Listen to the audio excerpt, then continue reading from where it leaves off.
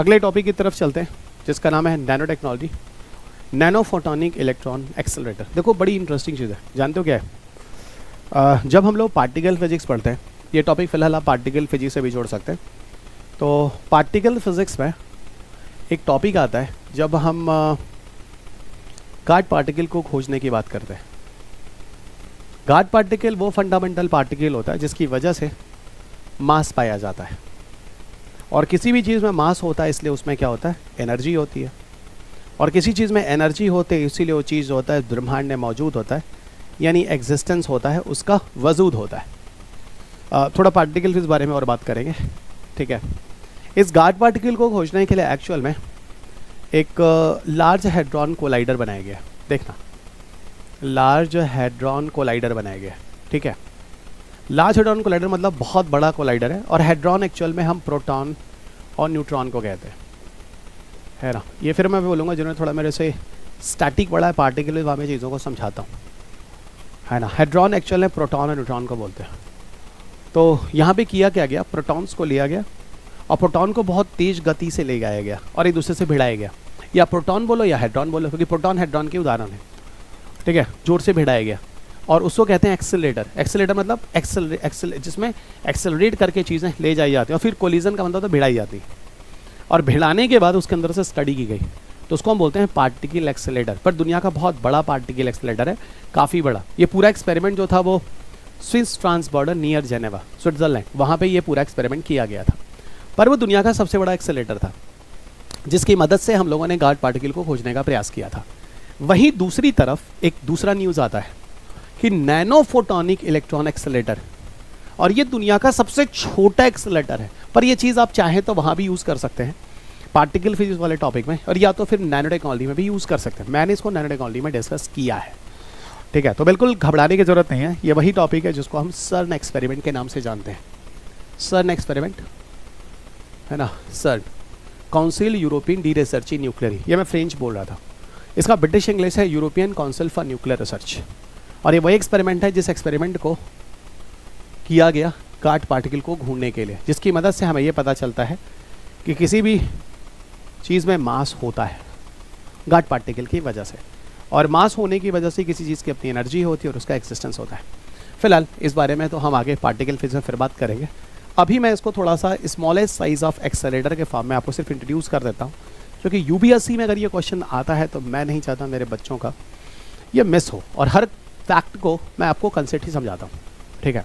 तो थोड़ा सा मैंने कंसेप्ट के फॉर्म में आपको समझा दिया है। तो नैनो फोटोनिक इलेक्ट्रॉन एक्सेलरेटर दुनिया का स्मॉलेस्ट पार्टिकल एक्सेलरेटर है, जो मैंने आपसे कहा था। और पार्टिकल एक्सेलरेटर जहाँ पर चीज़ों को एक्सेलरेट करके मशीन के अंदर एक दूसरे के साथ भिड़ाया जाएगा, एक्सेलरेट करके उसकी एनर्जी बढ़ाई जाएगी। जैसे मान लो आपने फिजिक्स पढ़ी होगी तो E=mc² सुना होगा ना। कोई भी छोटी सी भी मास की चीज़ हो, अगर ये क्या है, ये मास है, ठीक है, ये क्या है, स्पीड है, और E क्या है, E= एनर्जी या पोटेंशियल है, ठीक है, समझना, E= एनर्जी या पोटेंशियल है। अगर हम कोई छोटी सी चीज़ की मास भी ले लें, है ना, उसकी C बढ़ा दें, स्पीड बढ़ा दें। जैसे मान लो मेरे हाथ में एक छोटा सा ये पेन है, ठीक है, पेन क्यों, ये लो ना, ये लो बच्चा, एक छोटा सा मेरे हाथ में कैप है, ओके, ये देखो कैप है। इस कैप का मास कितना है, आप बोलोगे सर बहुत कम है। इसको धीरे से मैं तुम्हारे ऊपर फेंकूँ तो धीरे से फेंकोगे यानी C कम है, तो चोट कम लगेगी, क्योंकि मास छोटा सा है, थोड़ा सा है, C कम है तो एनर्जी कम है, चोट कम लगेगी। लेकिन यही मास के कैप को अगर मैं तेज़ी से चला के फेंकूँ तो C की वैल्यू बढ़ जाएगी, तो एनर्जी वैल्यू बढ़ जाएगी। वो समझ में आ रहा है? तो वही है, असल में करना क्या है, यहाँ एक्सेलरेटर में वो होता है कि हम किसी चीज़ को ले जाकर एक्सेलरेट कर देते हैं, उसकी स्पीड को बढ़ा देते हैं। तो यहाँ पे भी वही है, ये एक ऐसा एक्सेलरेटर है जहाँ पे छोटे से एलिमेंट्री पार्टिकल्स को ले जाकर हम काफ़ी तेज़ी से ले जाते हैं, ठीक है, फाइन। क्यों ले जाते हैं, क्योंकि उसकी एनर्जी बढ़ानी होती है, और छोटे से मास की अगर स्पीड बढ़ा दो तो एनर्जी बढ़ जाती है ना। अब देखो, अगर हम इसके एप्लीकेशन पे बात करें, ठीक है, तो इसका एप्लीकेशन फिजिक्स में, मेडिकल साइंस में, इंडस्ट्रियल एप्लीकेशन में, हर जगह इसको हम डिफरेंट तरीके से यूज़ में ला सकते हैं। अगर हम एग्जाम्पल के तौर में देखें तो दुनिया का सबसे बड़ा जो एक्सेलरेटर है लार्ज हैड्रॉन कोलाइडर है, वही जो मैं आपको सर्न एक्सपेरिमेंट की बात बता रहा था, जो कि स्विट्जरलैंड में है।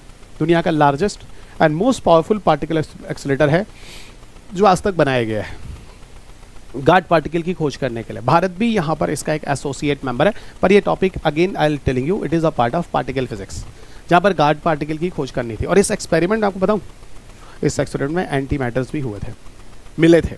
अब एंटी मैटर्स वगैरह पे भी यूपीएससी ने क्वेश्चन पूछा है। पार्टिकल फिजिक्स में पढ़ाता हूँ, आगे पार्टिकल फिजिक्स करंट अफेयर्स में थोड़ा फिर बता दूंगा, घबराओ नहीं, ठीक है।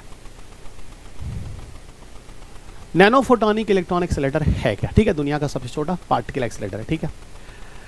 यहाँ तक कि इतना छोटा है कि एक छोटे से क्वाइन की बराबर है, छोटा सा क्वाइन, स्मॉल क्वाइन, ठीक है। साइज ठीक है, स्मॉल क्वाइन की तरह समझ जाओ।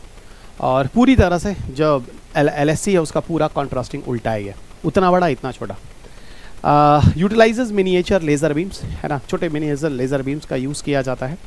न्यूमरस टाइनी पिलर्स होते हैं on a microchip to accelerate electrons. ये कुछ बता रहे हैं कि मतलब जैसे सुपर कंडक्टिंग मैग्नेट्स होते थे जब मैं आपको सन एक्सपेरिमेंट में पढ़ाता था, एक्सेलेरेटर के अंदर, LSC के अंदर, लार्ज एटॉमिक क्लस्टर। लेकिन यहाँ पर क्या होता है कि लेज़र बीम्स होते हैं जिसको यूज़ किया जाता है, और छोटे छोटे टाइनी पिलर्स होते हैं, माइक्रोचिप होते हैं, जो अंदर जो इलेक्ट्रॉन्स ट्रेवल करते हैं उनकी स्पीड को बढ़ाते हैं। यानी इसके अंदर इलेक्ट्रॉन की स्पीड को बढ़ाया गया, और इलेक्ट्रॉन का अपना एक मास होता है, ठीक है ना, इलेक्ट्रॉन का अपना एक मास होता है। और अगर स्पीड को बढ़ाओगे ई मास, तो सी मतलब स्पीड बढ़ जाएगी, तो उसकी एनर्जी क्या होगी, बढ़ जाएगी, E=mc², जो मैं भी आपको बता रहा था, ठीक है। और यहाँ पर लार्ज एक्सेलेरेटर LSC जैसा है वैसे उसका टोटली अपोजिट है ये।